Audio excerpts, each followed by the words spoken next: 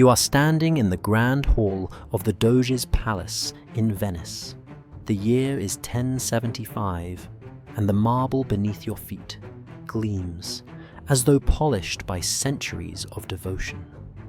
Rows of flickering candles scatter golden light across the vaulted ceilings, their flames reflected on polished stone floors. The air should smell of beeswax and incense, a fragrance befitting the seat of one of Europe's rising powers. Yet tonight, the atmosphere is wrong. The most powerful men of Venice merchants, nobles, clerics, clutch perfumed kerchiefs to their faces. Their expressions twist in disgust. Some whisper prayers, others shuffle toward the exits. A few have already fled the chamber, abandoning their posts of honor. Their departure has nothing to do with war councils or a brewing conspiracy.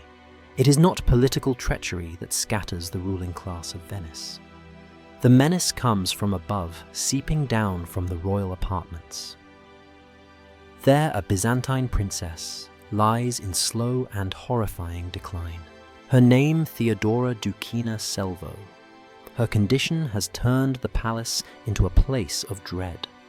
From her chambers drifts an odor so powerful, so unnatural, that even hardened officials, men accustomed to fish markets, salt marshes, and battlefields, cannot endure it. The very heart of Venice's government is paralyzed not by enemy fleets or famine, but by the unseen intimate corruption of one woman's body. This is not just another tale of royal excess or a forgotten scandal of luxury. Chroniclers would later struggle to describe her fate. They called it a mysterious internal illness, a slow disintegration that pushed outward until her very presence became unbearable.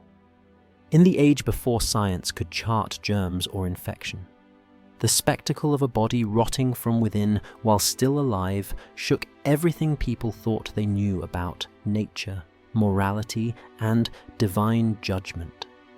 But Theodora's decline was more than a medical puzzle. It was also a symbol. For many Venetians, the stench that spread through the palace was cosmic justice, the physical proof of their suspicions about the foreign princess. To them, she embodied the dangerous seductions of the Byzantine Empire refinement that shaded into decadence customs that clashed with Venetian piety and wealth so lavish it looked like sin. Before her illness, she had arrived from Constantinople, that jewel of the eastern Mediterranean, a city whose paved streets, aqueducts and domes dazzled travelers from the west. Theodora brought that world with her golden utensils, silks woven with threads of fire perfumes that seemed to alter the air itself. At first, she was an object of awe, but awe can curdle quickly into suspicion. By the time her body betrayed her, Venice was ready to interpret every symptom not as tragedy, but as divine retribution. Picture the scene more vividly. Nobles pressing against the carved walls of the council chamber, eyes watering as the odor thickens. Candles sputter in the heavy air. A clerk drops his quill, gagging, before he can finish recording the day's decrees. Even the mosaic saints in the chamber seem to glow uneasily in the lamplight, their solemn gazes bearing witness to the breakdown of order. This was not how Venetian politics was supposed to unfold. The Doge's palace was meant to symbolize power rising from the mud of the lagoon. Marble proof that a cluster of fishing islands could rival empires. And yet, as Theodora lay behind her locked doors, the machinery of government faltered. Councillors held meetings in side chapels. Secretaries carried documents to quieter rooms. Servants crossed themselves before passing the princess's corridor. Theodora's husband, Doge, Domenico Selvo, stood at the center of this storm. For him, the ordeal was both personal and political. His marriage to Theodora had cemented ties with the mighty Byzantine Empire, securing trade and honor. Now those ties threatened to strangle him. If he abandoned her, he risked appearing faithless to his allies in Constantinople. If he clung to her, he risked a government too disgusted to function. Few rulers in medieval Europe faced a crisis so intimate, so bodily, and yet so catastrophic. And all the while rumors spread. Venice was a city of merchants.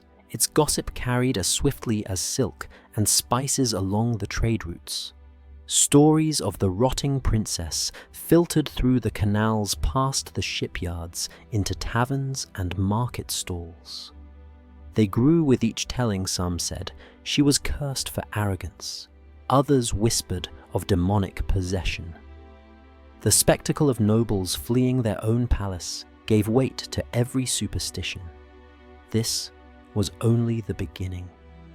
What started as a troubling odor would deepen into one of history's most disturbing mysteries, a tale of cultural collision, medical ignorance, and the frailty of flesh.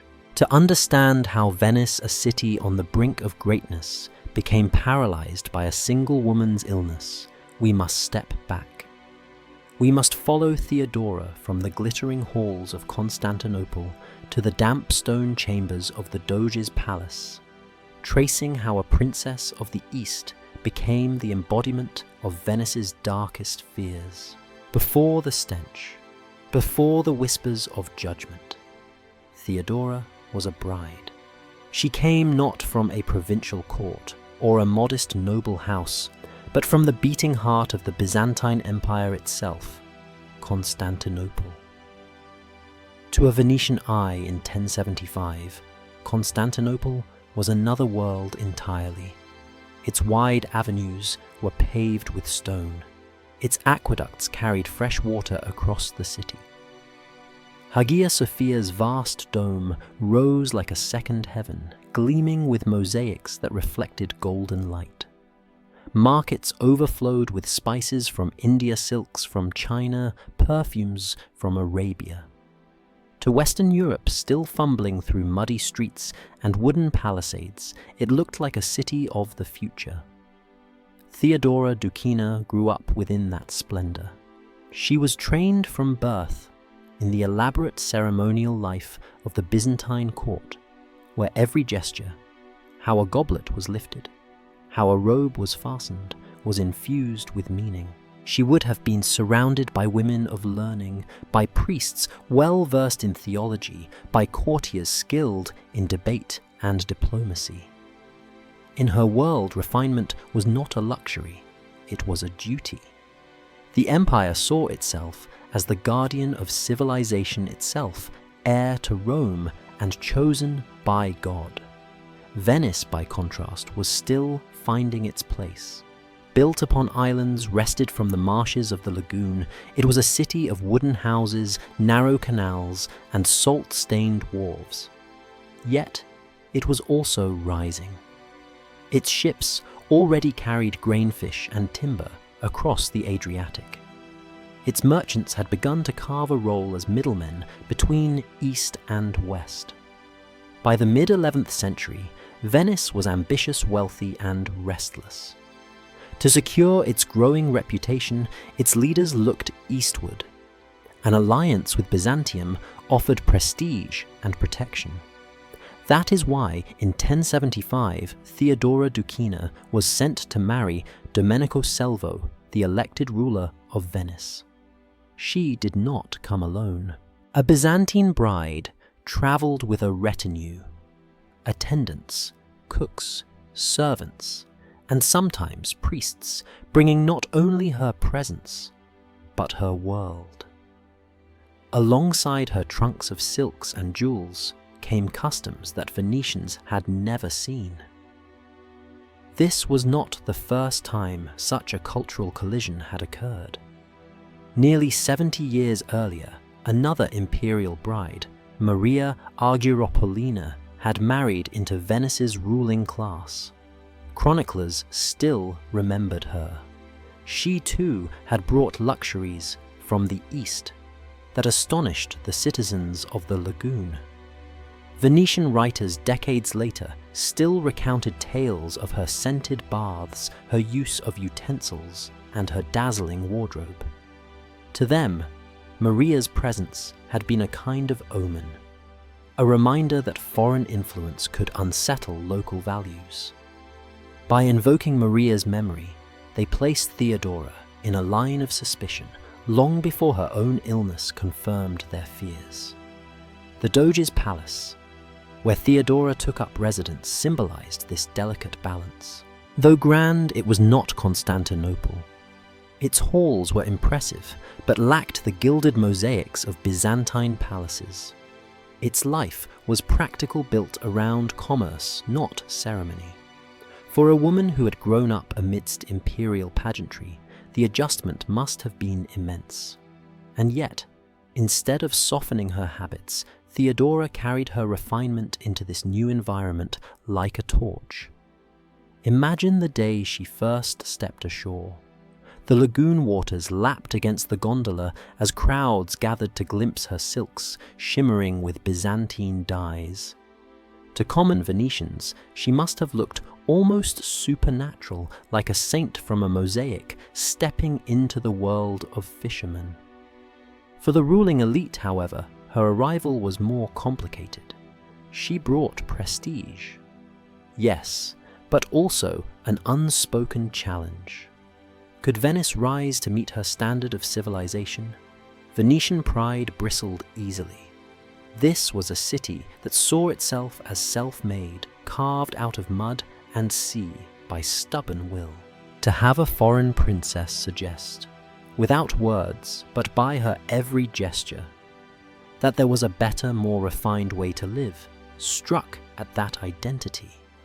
Some admired her, others resented her. Either way, she had become a mirror in which Venice saw both its ambitions and its insecurities. The tension simmered beneath the surface. In time, it would erupt over the smallest objects, the tiniest gestures. Something as simple as the way she lifted her food to her lips would become a scandal retold for generations. For the Venetians, Theodora was not simply a bride. She was Byzantium itself, dazzling, refined, unsettling. And as her presence settled into the rhythms of the palace, Venice prepared unconsciously for confrontation. What followed would be remembered as the beginning of a cultural war, one fought not with swords, but with symbols. It began, fittingly enough, with a fork of gold. The first true collision between Theodora and her adopted city did not take place on a battlefield or in a council chamber. It happened at dinner. The Doge's palace had prepared a feast in her honor, a banquet meant to display Venice's wealth and hospitality. The hall gleamed with torchlight. Long tables were spread with fish pulled from the lagoon bread, baked that morning cuts of meat, roasted until juices glistened on the platters. Goblets of wine, dark and heavy, were set beside simple wooden trenchers. The smell of roasted garlic and salted herring mingled with the faint odor of smoke from the kitchens. Into this familiar setting stepped Theodora Dukina, the Byzantine princess. She did not come timidly. Her silks shimmered with colors Venetians had never seen, deep purples reserved for imperial households, gold thread catching the firelight emeralds flashing at her wrists. Every movement she made seemed deliberate, rehearsed as though she carried the grandeur of Constantinople within her gestures. When the meal began, the Doge and his nobles reached for their bread and meat, with their hands as tradition dictated. The princess, however, reached for something none of them expected: a small, gleaming instrument of gold. Two slender prongs extended from its handle, shaped with delicate craftsmanship. A fork. The hall fell silent. It was a moment as startling as if she had drawn a sword. In Constantinople, the fork had long been common among the wealthy. It was practical, keeping fingers clean, sparing fine fabrics from stains. To Theodora, it was nothing extraordinary. But to Venetians, who ate with fingers and knives, it was foreign, disturbing, even unnatural. Why would one place a piece of metal between hand and bread, between the body and the food? God had provided. Whispers spread down the tables. Some men chuckled nervously. Others crossed themselves. The clergy present frowned. A golden fork in her hand resembled nothing so much as the devil's pitchfork from church frescoes. To see a woman use such a device at the Doge's own table was unsettling, even sacrilegious. Theodora lifted morsels to her lips with elegance, never once touching the food with her fingers. Her silks rustled softly, her jewels caught the light, and with each motion the unease deepened. To some, she looked like an angel descended from the mosaics of Hagia Sophia. To others, she looked like a creature too proud for the natural order. The scandal did not end with the meal. That evening, Venetians carried the story through the city. Boatmen repeated it in taverns. Market women shook their heads, declaring that no good could come of a woman who refused to use her own hands. Priests preached that the body was made in God's image, that to reject its use was to reject God's design. In a society where most people worked with their hands, hauling nets, shaping wood, kneading bread, the idea that a woman would find her hands unworthy seemed like arrogance of the highest order. The fork became a symbol not of refinement, but of corruption, proof that the princess was already at odds with the values of her new home. Yet, fascination clung to the scandal. Some nobles, especially younger ones, secretly admired the refinement. They saw how easily she ate without staining her fingers, how gracefully she moved, how cleanly she left her plate. A few even tried forks in private, though they dared not be seen. Venetian merchants too were intrigued. If such objects could be crafted in Byzantium, perhaps there was profit in importing them. But admiration was dangerous. To embrace her customs risked being branded decadent, even un-Christian. Venice's leaders were careful to project piety and humility even as their ships filled with luxuries from abroad. They could not be seen imitating the habits of a foreign woman, much less one whose presence already stirred unease. Thus, the fork became more than a utensil. It became a dividing line, a battlefield in miniature. On one side, the possibility of refinement of a Venice that could rival Constantinople in elegance and sophistication.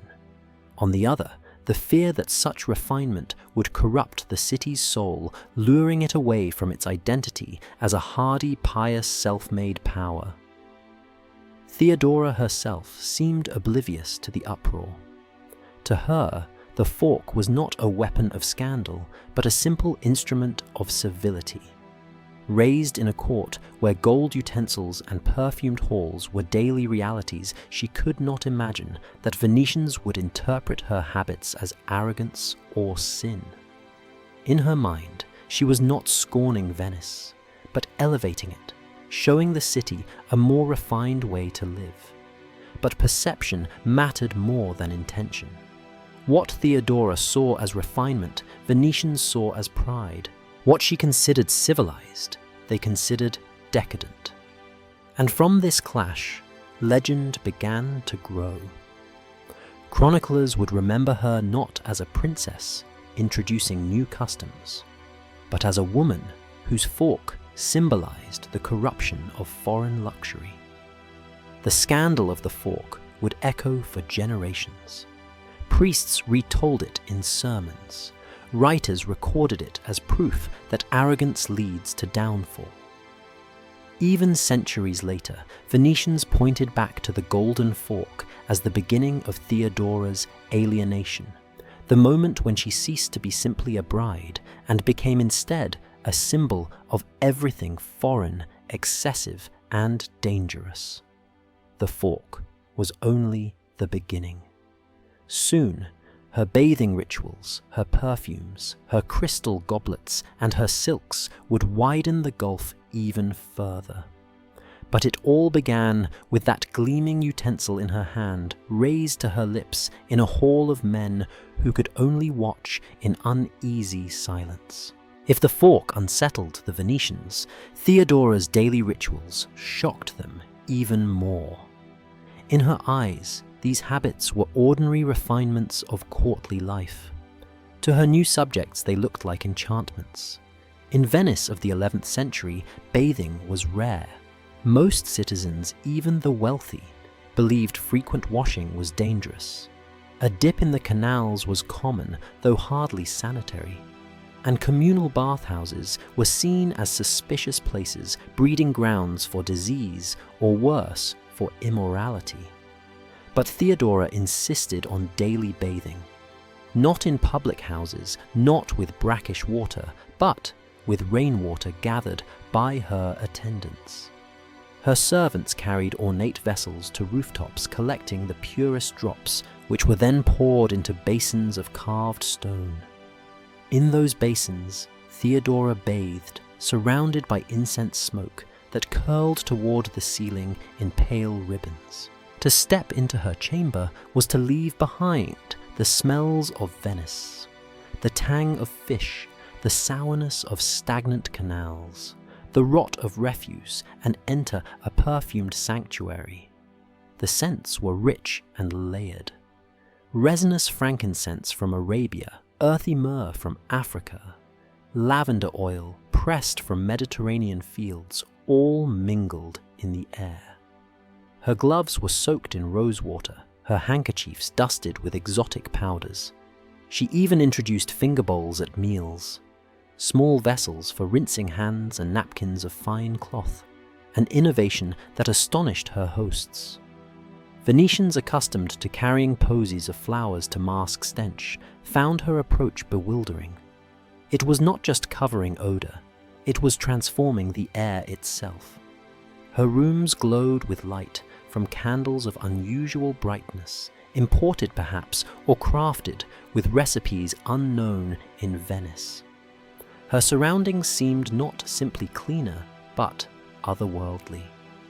For ordinary Venetians, life was lived among smells. Fish markets piled high with salted catches, animal dung lining alleyways, sweat-soaked wool garments never fully washed. Even the Doge's palace, for all its grandeur, could not escape the aromas of chamber pots and cooking smoke. Against this backdrop, Theodora's world felt like a rebuke. She was not simply different. She seemed to declare that the Venetian way of life was inferior, and that was dangerous. In a city built on pride survival and stubborn independence, no message stung more sharply than the suggestion that there was a better way. Theodora also recreated a Byzantine court around her. She brought ladies-in-waiting chamberlains and pages arranging her daily life with the ceremonial hierarchy of Constantinople. Where Venice had prided itself on relatively simple merchant-like governance, even its doges walked among the people. Theodora expected ritual bows, elaborate processions, and ornate etiquette. Every detail of her presentation reinforced the impression of superiority.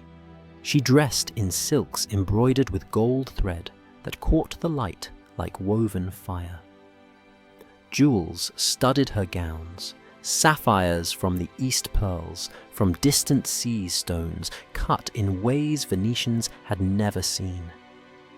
When she entered a hall, her garments seemed to glow, while her attendants trailed behind like satellites orbiting a sun.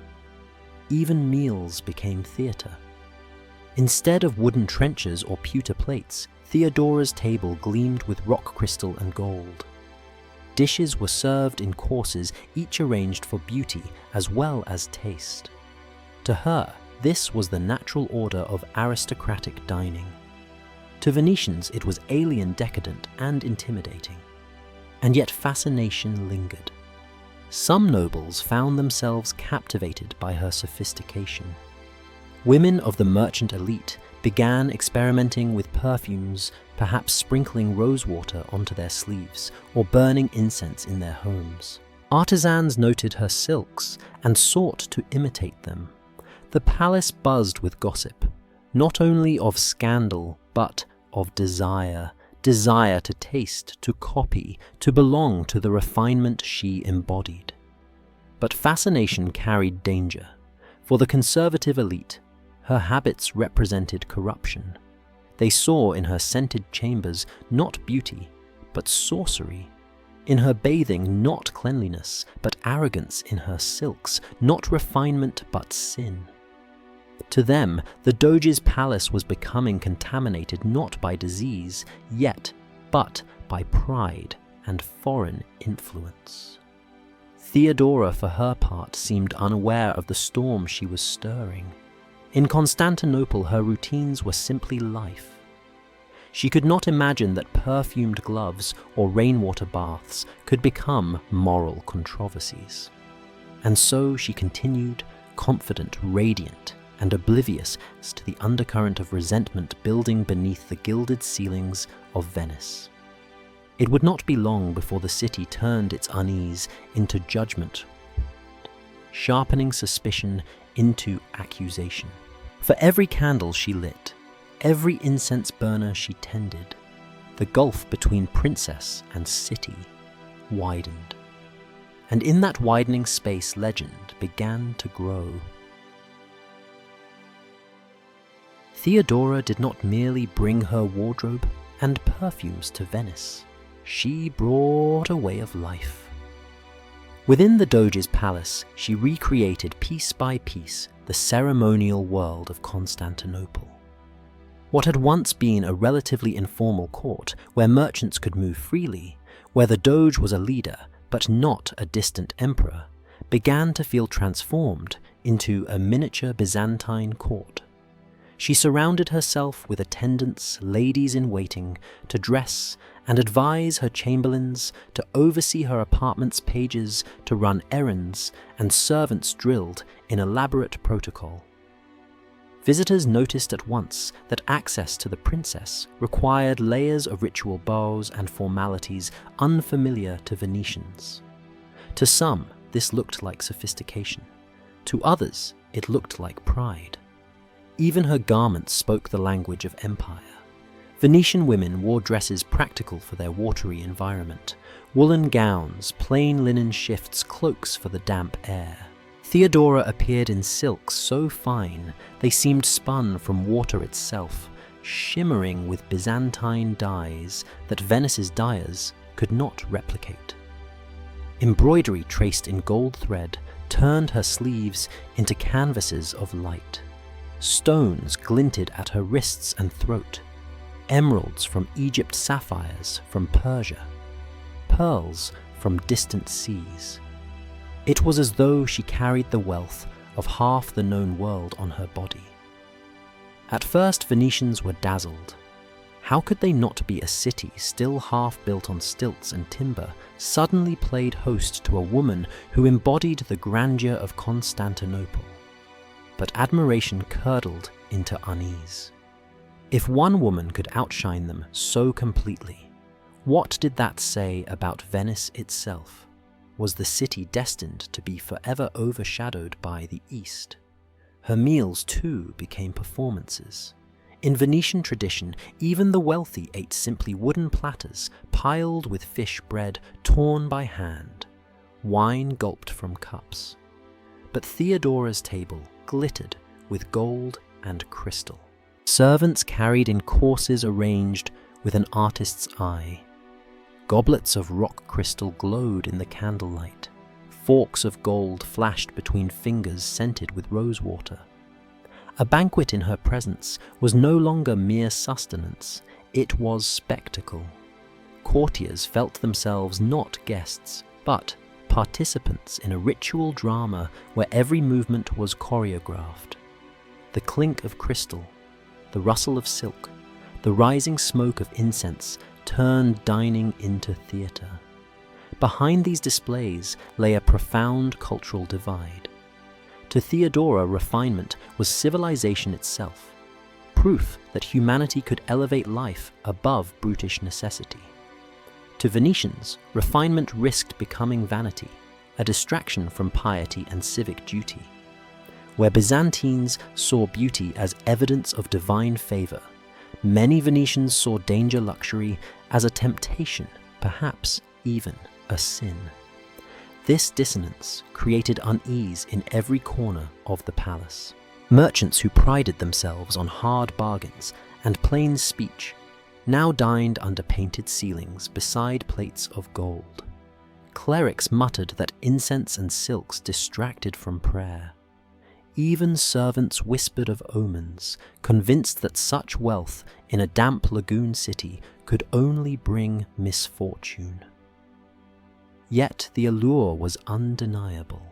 Venetian women began to mimic her habits, using cosmetics to brighten cheeks, arranging gatherings scented with herbs, trying to replicate Byzantine hairstyles with braids threaded in ribbon. Artisans ever alert to demand experimented with glasswork that might echo crystal goblets, or with imported dyes that could bring some hint of Constantinople's brilliance to the canals. Theodora herself seemed unaware of the storm she was creating. To her, these customs were natural, even modest, compared to what she had known in the great palace of Constantinople. If anything, she may have pitied her new home's rough edges, its muddy streets and smoky hearths. Why would Venetians resent refinement, when refinement was the mark of progress? But resentment was growing. The more Theodora dazzled, the more she reminded Venetians of their own anxieties about wealth, about faith, about identity. To many, she came to symbolize a dangerous possibility that Venice might lose its soul in pursuit of Eastern splendor. And so the palace became a battleground, not of swords, but of customs. A fork, a glove, a crystal goblet. These were no longer objects but symbols in a cultural war. Every banquet, every procession, every perfumed chamber deepened the sense that Theodora was not simply a bride, but a force threatening to remake Venice in Byzantium's image. The city, however, was not passive. Its courtiers and clerics pushed back drawing lines between what could be tolerated and what must be resisted. The fork had already become infamous. Soon, even her baths and perfumes would be twisted into signs of sin. Venice was sharpening its judgment, waiting for proof that foreign refinement led to ruin. That proof, when it came, would not be found in silks or goblets, but in flesh and blood. It would appear first as a faint change in routine, then as an odor impossible to ignore. The cultural war would become something darker, more visceral, a medical mystery that seemed to vindicate every suspicion. Venice was never a city of quiet uniformity. It thrived on contradictions, merchants with salt on their sleeves, haggling beside noblemen in velvet fishermen selling eels, in the same piazzas where goldsmiths displayed jeweled chalices. But with Theodora's arrival, a new divide began to sharpen. Her influence spread like a fragrance, drifting outward from the palace into the canals and streets. Some Venetians, especially the wives and daughters of wealthy merchants, were captivated. They experimented with perfumes as rosewater dabbed on handkerchiefs, lavender boiled in basins to freshen rooms. A few arranged small gatherings attempting to mimic the salons of Constantinople, where conversation was as carefully staged as music and dance. It was daring, even a little rebellious, to live as the princess lived. Artisans saw opportunity. Glassmakers in Murano studied her crystal goblets, trying to replicate their clarity. Jewelers sketched designs that imitated Byzantine filigree. Textile merchants sought dyes deep enough to rival her silks, while tailors tried to capture the flowing cuts of her gowns. A market was forming small but eager for Eastern sophistication. But, as some imitated, others condemned. Conservative nobles muttered that such luxuries weakened the soul. Priests warned from pulpits that perfumes disguised moral rot, that silks were snares of vanity, that foreign customs were creeping into the heart of Venice. They reminded the people that their city owed its survival not to silks or incense, but to courage on the sea, discipline in trade, and devotion to God. The city split into factions. On one side were those who admired Theodora, who saw in her presence proof that Venice was rising worthy of the same grandeur as Constantinople. To them, her habits were not corruption, but aspiration signs that the lagoon city could stand among the great powers of the world. On the other side were those who feared she was reshaping Venice into something unrecognizable, trading humility for decadence, faith for vanity. At the center of this tension stood Theodora herself, seemingly oblivious. She went about her routines, bathing in rainwater, burning incense, dining with golden utensils, without apparent awareness that each gesture was being weighed as evidence for or against her. In Constantinople, such refinements were normal. In Venice, every act was a spark falling on dry timber. The palace, once a symbol of Venetian unity, became a stage for cultural conflict. Servants whispered stories about the princess's perfumes. Nobles debated whether her silks were dazzling or dangerous. Even the simplest details, her scented gloves, her preference for crystal over wood, were scrutinized as though they were political declarations. And yet, fascination persisted. Some Venetians could not resist her allure. When she walked in procession through the city, crowds gathered craning for a glimpse of her silks catching the sunlight. Children whispered that she looked like a saint stepping from a mosaic. Merchants calculated what her tastes might mean for trade. Spices, fabrics, jewels flowing into the lagoon, enriching them all. But fascination mingled with fear. Stories began to circulate, not just of luxury, but of omen. Some said the fork was cursed. Others claimed her perfumes masked something unnatural. A few whispered that such refinement must come at a price, that God or fate would strike her down. Venice was a city on the cusp of greatness, and greatness often demands a scapegoat. Theodora, with her brilliance and her foreignness, became both inspiration and warning. She was Byzantium, embodied dazzling, intimidating, and startling. The stage was set. Every candle she lit, every jewel she wore, widened the gulf between her and her new city. And when illness struck, as illness so often did in medieval courts, it would not be seen as misfortune. It would be read as judgment. The whispers about luxury and pride would soon harden into conviction. When the first signs appeared subtle, then undeniable Venetians would believe they were watching not a woman's suffering, but the proof of their suspicions. What had begun as a cultural debate over forks and silks would become a nightmare carried not in words, but in stench. To understand what happened next to Theodora, one must first step into the strange and often unsettling world of 11th century medicine. In her time, physicians were respected men often trained in monasteries or influenced by the medical texts of antiquity, but their tools were closer to ritual than to science. Germs, bacteria, contagion. These were centuries away from discovery. The body, they believed, was governed by balance. The four humours: blood phlegm, yellow bile, and black bile. Illness was explained not by invisible microbes, but by imbalances between these elements. A fever meant excess blood. Melancholy pointed to black bile. Treatments aimed to restore harmony. Bloodletting to drain excess purges, to cleanse herbs chosen for symbolic rather than chemical properties. Astrology also guided diagnoses. A physician might delay treatment if the stars were thought unfavorable. To modernize, these practices seem powerless. But in their world, they were the only framework for understanding sickness. Palace life was a breeding ground for disease. The Doge's palace was magnificent, and yes, but within its walls, hundreds of people lived in close quarters.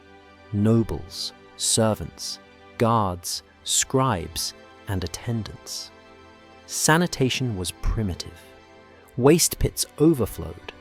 Chamber pots were emptied into canals. Kitchens smoked with unventilated fires. The same walls that glittered with candlelight also trapped foul air. Crowding poor ventilation and the constant movement of people created perfect conditions for illness to spread. Feasts themselves could be perilous. Meat and fish spoiled quickly in the damp Venetian air. Rich stews simmered for hours, attracting flies. Dishes piled high with delicacies were left out between courses, turning into traps for food poisoning. Even the Doge's table, gilded though it was, could not escape the risks. Physicians did not yet link spoiled food to sickness. A banquet could kill as easily as it delighted. In Byzantium, medicine was somewhat more advanced. Constantinople boasted hospitals supported by the church where physicians studied Greek, Roman, and Arabic texts. Surgeons could set bones, cauterize wounds, and mix complex herbal remedies. Yet, even there, the understanding of disease remained rooted in humors and divine will. When Theodora came to Venice, she brought Byzantine physicians in her retinue. Compared to local healers, they were sophisticated, but still limited. No matter their skill, they could not prevent the calamity about to unfold. The Venetians, steeped in faith, interpreted illness as moral. Disease could be punishment for sin, a warning from heaven, or the work of malign spirits. When someone fell sick in dramatic fashion, the question was not, what caused this? But what does this mean? Was it God's judgment? Was it a curse? Was it the devil's hand?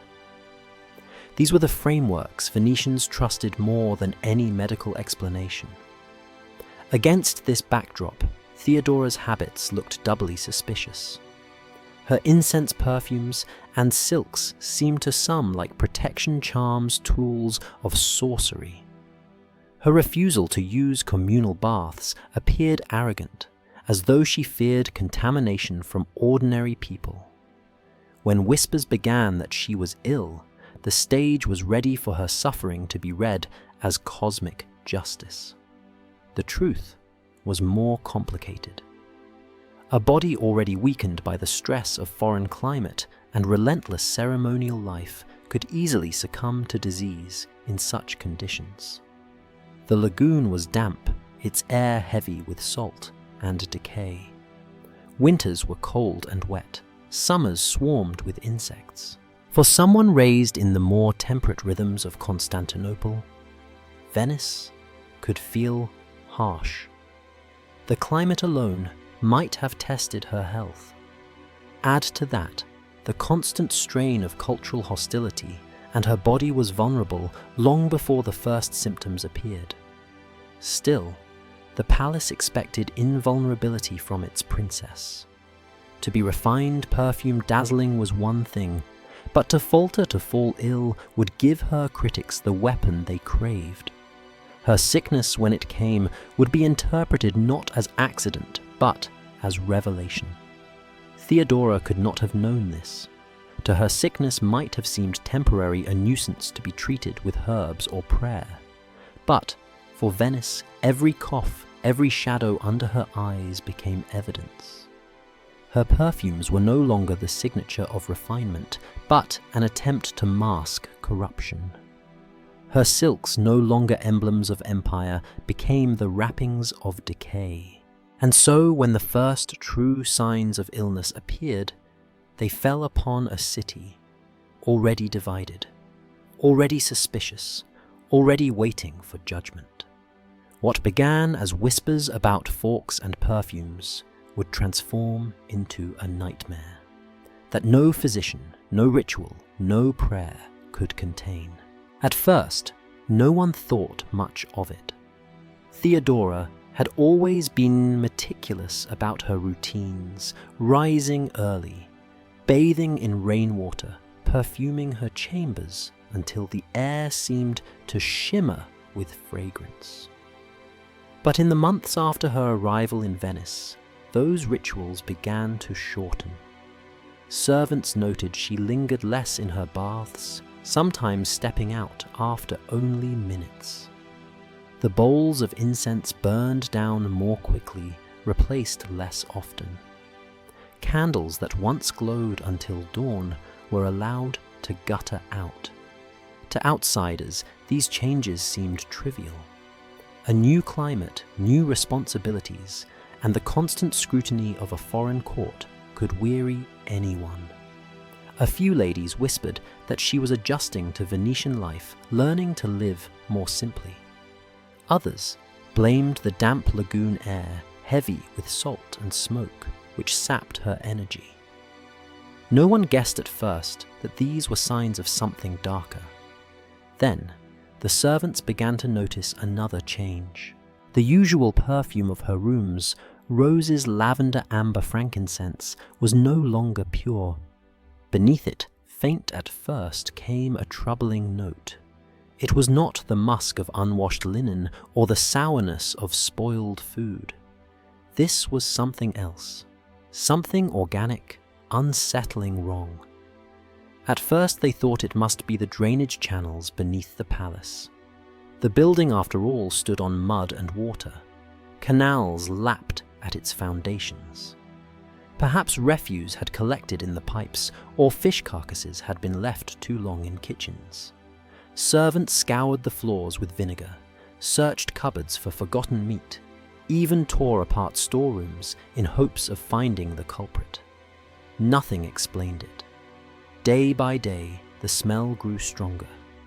It thickened in the air, clinging to tapestries, seeping through door frames.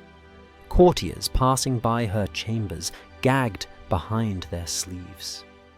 Hardened guardsmen who had endured the stench of battlefields found excuses to patrol elsewhere.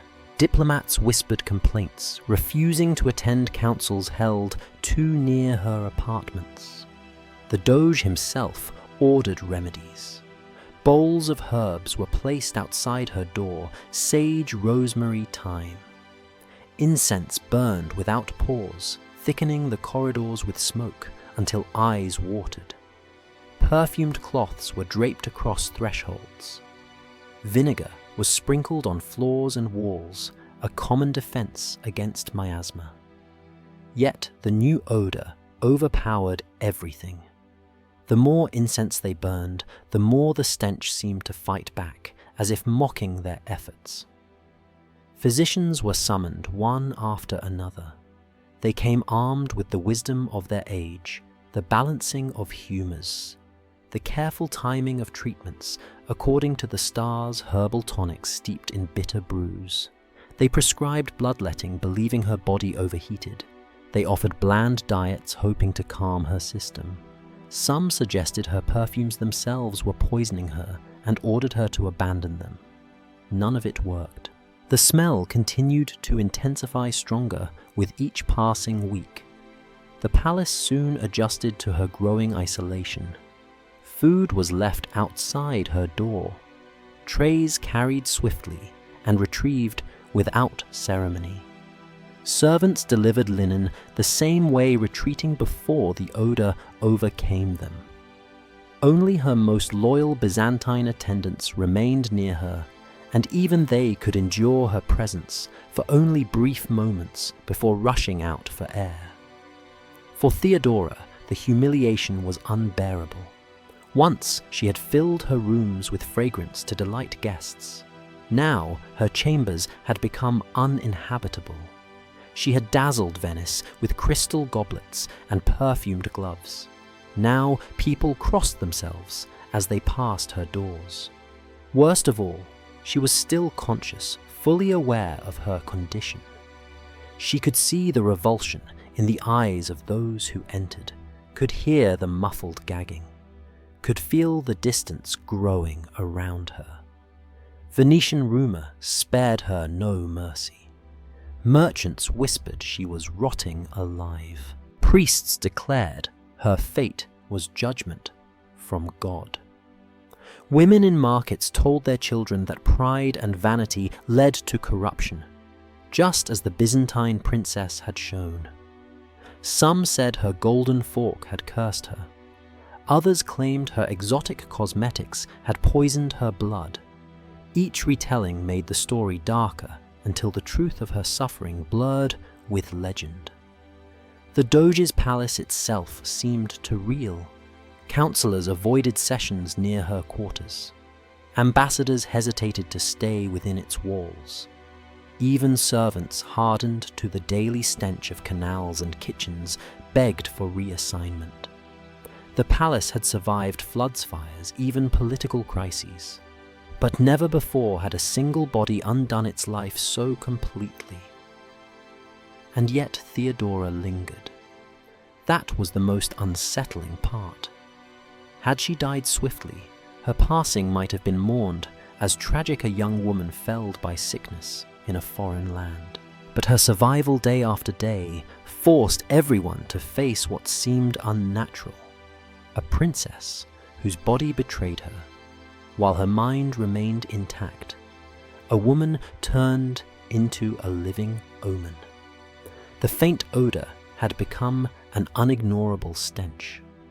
What began as a small change in routine now threatened to unravel the court itself.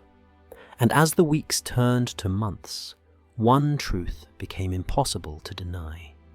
This was no ordinary illness. It was something beyond the knowledge of physicians, beyond the endurance of servants, beyond the tolerance of nobles. Theodora was still alive, but she had already begun her transformation from princess to legend.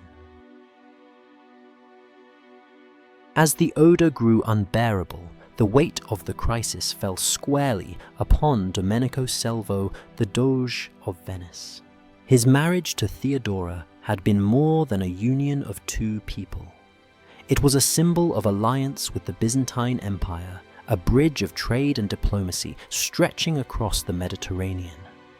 To abandon his bride would insult Constantinople and jeopardize Venice's ambitions. To remain by her side meant enduring a nightmare that emptied his palace and threatened his authority. He tried at first to uphold appearances. Chroniclers suggest he visited her chambers, though never for long.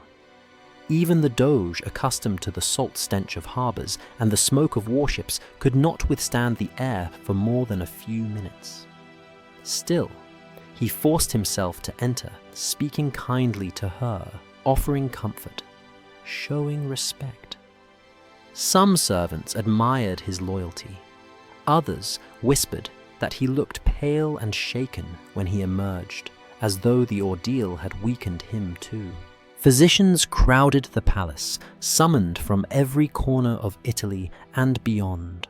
They arrived with confidence, certain their remedies would succeed where others had failed. But the moment they crossed the threshold of Theodora's chamber, their courage faltered. Many could not remain long enough to examine her properly. They gagged behind perfumed cloths, scribbled quick notes, and retreated.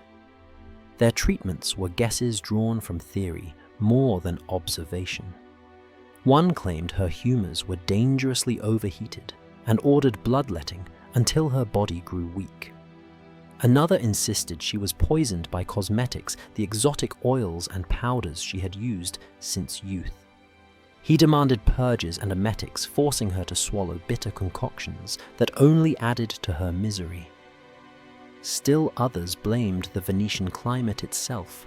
The damp lagoon they said was incompatible with her Byzantine constitution.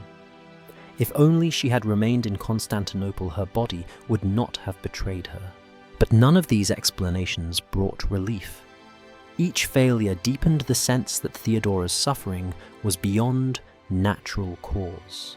Servants who once admired her elegance now avoided her halls, muttering that she was cursed. Courtiers interpreted her illness as divine warning. Priests began to preach that the princess's pride had invited God's punishment upon her. Through it all, Theodora remained painfully conscious. Unlike fevers that brought delirium, her condition left her mind clear. She could see the revulsion on faces, hear doors close quickly behind her, feel the sting of being abandoned by those sworn to serve her. The humiliation was as cruel as the illness itself. Her body, witnesses said, began to show outward signs of inward decay. Her skin lost its natural hue, taking on strange tones that no physician could explain. Her limbs weakened. Her steps faltered. Even the silks she wore could not disguise the transformation.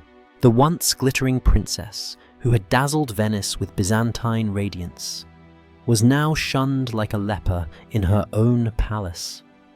The Doge struggled to contain the political fallout. Venice's government could not function if its nobles refused to enter the palace. Diplomats avoided meetings, merchants hesitated to approach ambassadors, whispered of scandal. Rumors reached Constantinople, carried by servants and sailors. Each version grew more alarming. The princess rotting alive, the palace poisoned, the Doge's court cursed.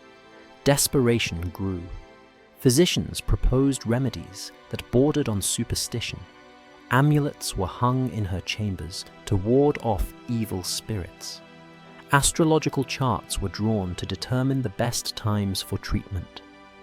Strange rituals were attempted, burning rare herbs, chanting prayers at dawn, sprinkling holy water over her bed. Nothing worked. For Domenico Selvo, the ordeal was unbearable. He loved his city, but he had also grown to respect his wife. Chroniclers suggest he admired her intelligence, her composure, her unshakable dignity, even as her body betrayed her.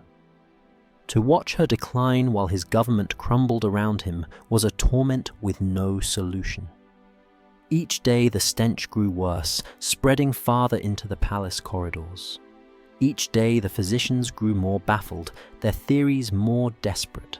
And each day the Doge's dilemma deepened: protect his wife and risk his city, or protect his city and abandon his wife. Theodora herself was trapped in the middle, both victim and symbol. To her, the illness was agony.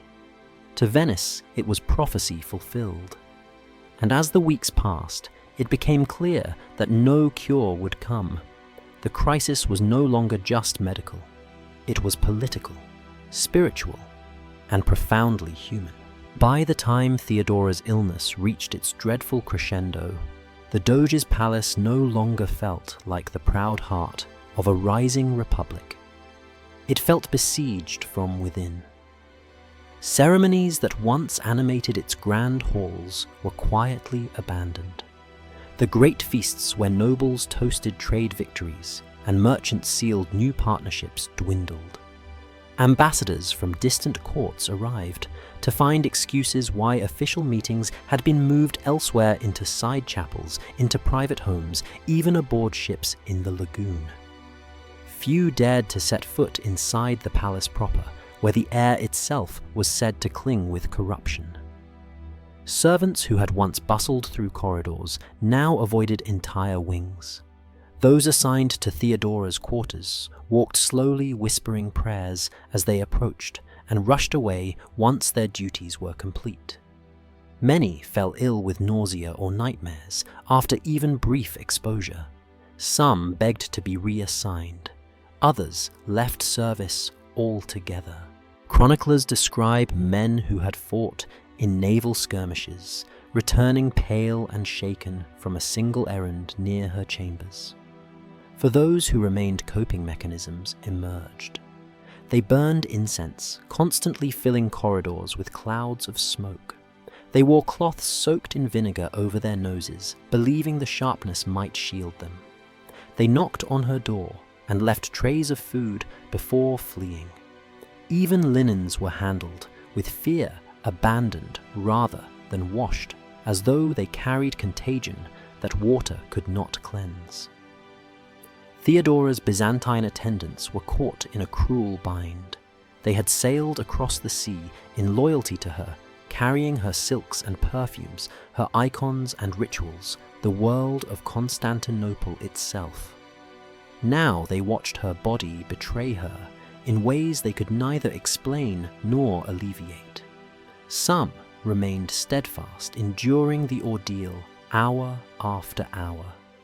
Others fled back east, unable to bear the horror. Their departure fueled Venetian whispers. Even her own people could not stand her presence.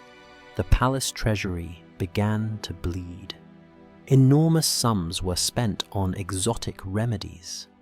Merchants supplied rare herbs from Alexandria powders, from Persia minerals, from the farthest edges of the trade routes. Each promised relief, each failed. The Doge paid physicians from Italy, from Byzantium, even from Muslim lands, hoping that some distant knowledge might succeed. But every cure became another humiliation. Theodora endured bloodlettings, purges, poultices that burned her skin, baths in foul-smelling concoctions. Nothing worked. Rumors spread faster than any treatment. In taverns, boatmen muttered that the Doge's palace was cursed. In marketplaces, women whispered that the princess was paying for her arrogance. Some claimed her perfumes had poisoned her. Others swore the fork had been the devil's instrument, and now the punishment had come. Still others said the Byzantine Empire itself carried corruption that Venice had foolishly invited into its heart. What had begun as private suffering became a civic anxiety. The city's identity seemed at stake.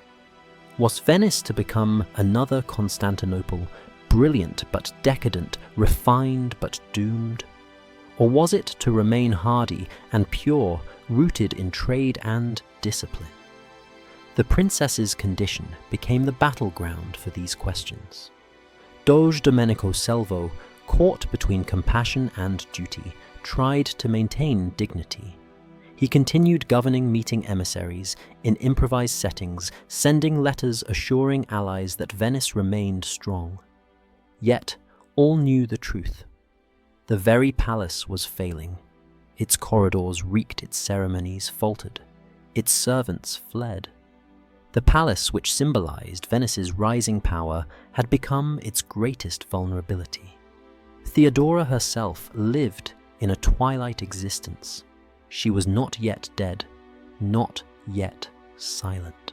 She remained conscious, aware of her isolation, aware of the whispers outside her doors. Once she had filled her chambers with perfumes to delight visitors. Now she sat alone, knowing that even her husband could barely endure her presence. The siege was not of enemy ships, but of fear and disgust. And unlike an invading army, this enemy could not be repelled with swords. It spread invisibly, inexorably, forcing Venice to recoil from its own princess. The palace had bent around her, changing its rhythms, sealing off its corridors, reinventing its ceremonies, all because of the odor drifting from one set of chambers. Soon, the question would no longer be how to help her, but how to survive her. By the closing stages of Theodora's ordeal, the Doge's palace had become a labyrinth of avoidance. Corridors that once echoed with the shuffle of attendants and the murmur of counselors fell eerily quiet. Whole wings were deserted. The stench drifting from the princess's apartments seemed to seep through walls, winding its way into chambers where she had never set foot. It was as though the building itself was becoming diseased, marked by her presence. Architects and engineers were summoned not for beauty, but for containment. They suggested ceiling sections of the palace walling off corridors, creating new pathways that bypassed the infected air. Ventilation schemes were sketched with chimneys, and vents meant to carry away the miasma. Yet nothing worked. No matter how many braziers of herbs they burned, the odor returned heavier, more persistent, as though mocking every attempt. Servants spoke of uncanny phenomena. Linen and bedding once perfumed carried the smell even after being boiled. Wooden furniture seemed to absorb it. Stone walls scrubbed with vinegar still exhaled the same corruption. Some swore that their tools corroded faster, that metal buckled, that mortar refused to set properly in her rooms. Whispers spread that the palace itself was rebelling against its inhabitant. Even animals recoiled. Cats common in Venetian palaces avoided her corridors. Dogs that once dozed outside her doors now whimpered and pulled away.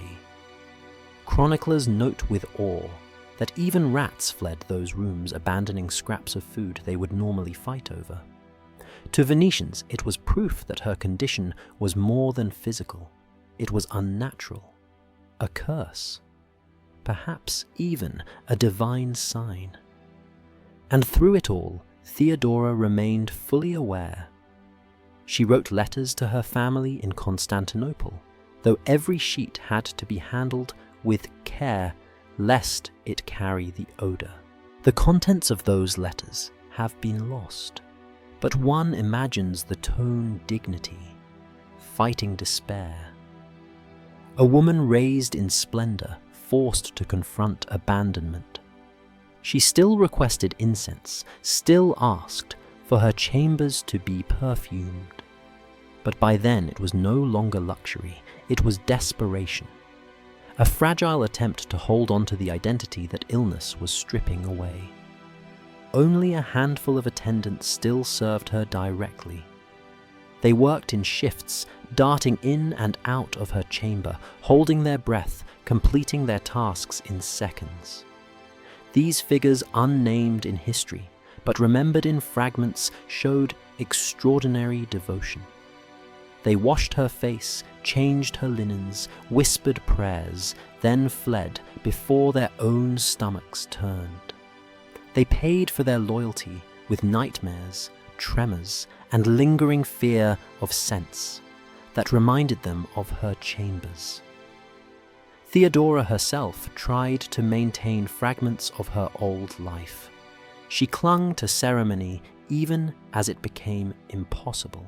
She asked that her meals be served in crystal goblets and golden dishes, though no one could sit with her to share them.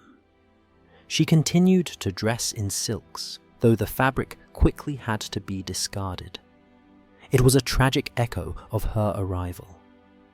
The princess who had dazzled Venice with refinement now stood as the embodiment of decay. Beyond the palace, rumors thickened. Citizens spoke of a living corpse haunting the Doge's apartments. Mothers warned their children to behave lest the rotting princess reach for them in the night. Merchants claimed the smell drifted across the lagoon on damp evenings. Each tale made her less a woman and more a myth, a spectre whose suffering testified to the dangers of pride and foreign ways. Diplomatic life nearly collapsed. Ambassadors from Byzantium, hearing of her state, pressed for updates demanding reassurance that she was cared for. Venetian officials gave carefully worded answers, insisting she was treated with honor, while hiding the truth that her very existence had paralyzed their government. Meanwhile, merchants grumbled that their ships carried away not only goods, but gossip. Venice's reputation was at risk of being tainted quite literally by its doge's wife. Inside the palace, the question had shifted. No longer, how can we cure her, but how can we endure her? It was survival now, not medicine. Architects kept proposing barriers. Priests muttered exorcisms. Servants fled. Yet the princess lingered, conscious suffering, watching the walls close in around her. Her final weeks transformed the Doge's palace from a center of Mediterranean ambition into a haunted place. Every visitor, every servant, every noble who walked its halls carried away the memory of the smell, and with it a story they would repeat. In those stories, Theodora was no longer simply a Byzantine bride. She was a living omen, a warning of what happens when pride, luxury, and fate collide. When death finally came to Theodora Dukina Selvo in 1083, it was received less as tragedy than as release. For nearly 8 years, the palace had lived under the shadow of her condition. Its routines warped its corridors, deserted its servants traumatized. The end of her life marked not only the closing of a chapter, but the lifting of an unbearable weight. And yet, even in death, she refused to conform to expectation.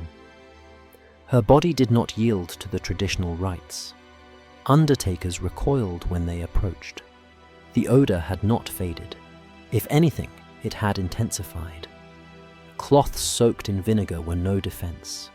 The Byzantine funeral ceremonies befitting her rank incense procession, the chanting of psalms proved impossible. The Doge and his council, desperate to contain the crisis, made a decision as unprecedented as it was grim. Her chambers were to be sealed forever. Stone and mortar were brought into the palace. Craftsmen faces wrapped in cloths, drenched with aromatic oils, labored in shifts to wall off the rooms where she had lived and died. Chroniclers describe their struggles.